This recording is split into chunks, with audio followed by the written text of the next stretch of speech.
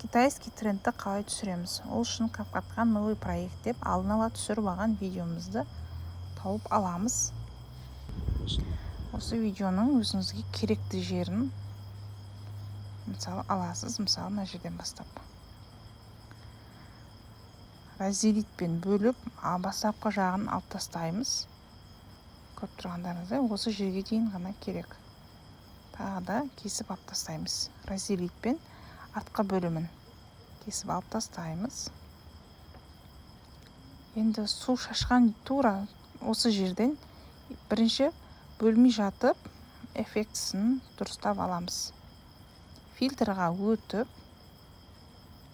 мен өзім осы эффектті қолданамын, әрі тегін.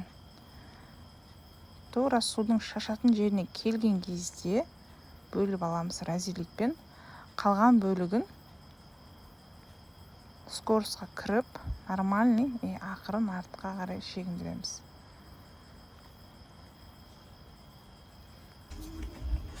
Көріп тұрғандарыңыздай. Звугын ауыстырып тастаймыз, без звукқа қойып. Және өзіміздің ұнатқан музыкамызды қоямыз. Егер музыкамыз бұдан көп уақыт болса, тағы да ауыстырамыз. Міне. Көріп тұрғандарыңыздай, музыка ұзақ уақыт, сол үшін қайттан скоростьқа кіріп, скоростьті жылжытамыз.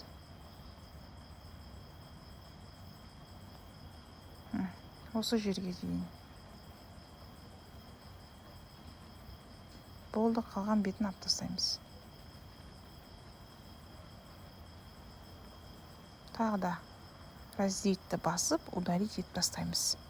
Сонымен көріп тұрғандарыңыздай, частота кадр до конца, до конца и сохранить.